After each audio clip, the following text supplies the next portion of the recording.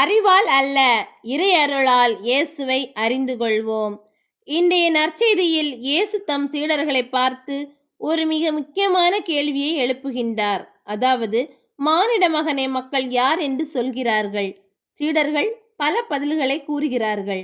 அந்த பதில்களில் நிறைவு அடையாத இயேசு மீண்டும், நீங்கள் என்னை யார் என்று சொல்கிறீர்கள் என்று கேள்வியை எழுப்புகின்றார்.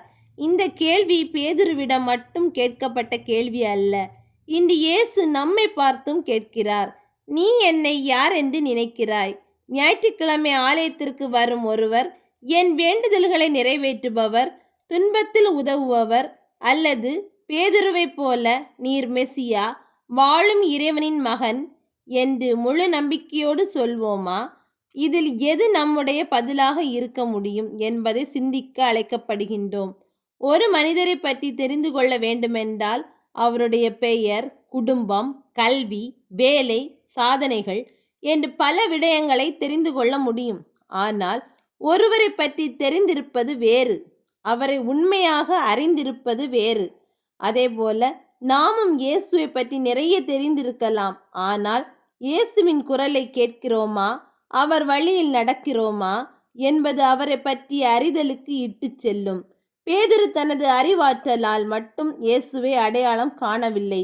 இறைவனின் அருள் அவரது உள்ள கண்களை திறந்தது. மழை பெய்கிறது, ஆனால் வீட்டின் கதவையும் ஜன்னலையும் மூடி வைத்தால் மழையின் குளிர்ச்சியை அனுபவிக்க முடியாது. அதேபோல இறைவனின் அருள் தொடர்ந்து பொழிகிறது, ஆனால் நமது இதயம் மூடப்பட்டிருந்தால் இறை அருளின் செயல்பாட்டை நாம் உணர முடியாது. நாம் நம்முடைய வாழ்வில் இயேசு எனக்கு யார் என்பதை நான் அனுபவித்திருக்கிறேனா, அல்லது வெறுமனே அவரை பற்றிய அறிவை மட்டும் கொண்டிருக்கிறேனா? சிந்திப்போம். அன்பு இயேசுவே, உம்மை பற்றி அறியும் அறிவை மட்டும் அல்ல, உம்மை உணரும் இதயத்தையும் தாரும். உம்மை புரிந்து கொள்ளும் ஞானத்தை மட்டும் அல்ல, உம்மை நம்பும் நம்பிக்கையும் தாரும்.